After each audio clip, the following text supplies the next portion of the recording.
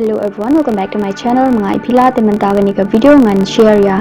Sang kani ki best cold cream ki ba ya day pansle kham tama kani ka patlang. To but kini ki cold cream ki day ki bam daram do nani ki ba long affordable ani budget friendly. Te jana sang ni ka video ko aban panchajwa ko to pulak bam pajupet kini ka channel. Bah kini ka channel ko jangan je pini videos ki bela ko tangam ki home remedies product review bat clickbait. Baiklah episode tengah silakan hit like, share dan subscribe. Di klaim bersih ni ke pun yang nentang sama gini ka video. Di kebenaran kong kadeka Nivea Cold Cream. Di ke Nivea ngatrai buat na pipiat tip. Kani kadeka cream kebala yat yau bah naduk kita mencuang. Klaim bu bakal ban penurun ya kesni doa ke portlang. Batka peniplum ya kesni doa. Kalau ni kadang ni kata ka glowing effect. Kani Nivea cream kadang roi kicing clear ka bayar daya kesni doa naki sensitivities kum ka user lene lanolin alcohol. Kaba agar kadeka double glaburi moisturizing cold cream.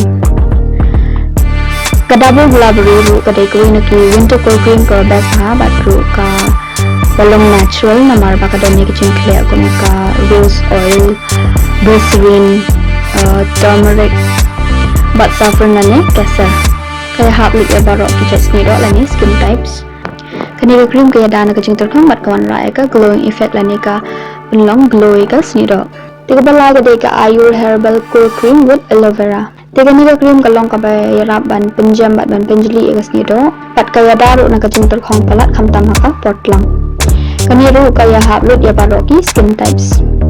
Nang tadi basar kedai Jovis Himalayan Cherry Cool Cream. Ke Jovis company hangahi kedai ke best pa. Kedai dia bagi cing selit lani ki creams lani ki lotions. Namar bakalong natural. Kam dadon e kata kajing kata lani ki side effects. Bagi cing selit ke budan nakani ka Jovis Himalayan Cherry Cool Cream kilong gumu aloe vera, olive oil, wheat germ oil, Himalayan cherry, carrot, vitamin A and E. Batkan ko cream kalong ka ba kloy haban perlu omega snido. Bat kabasan kadeka Himalaya Nourishing Skin Cream. Kani kadeka cream kabala kham long popular bah ngatrai bun na pipiat tip ekane. Kadeka cream kabala kham yat dor bah bat kajan lokam kapon si tangba angahi ka kham lahi kane. Bat kani ka cream kalong natural bah. Daka jimdon joka jingkle kum aloe vera, winter cherry, ashwagandha. Kedai dia baro kita sini do lani skin types. Consistency kalong lightweight but non-sticky. Bat kadang buat kajing semua kaba EB. Itulah yang kita ujung ajumut kalau jangan dalam video. Tak ada pemimpin yang tak ada kepor. Langsung ke bye.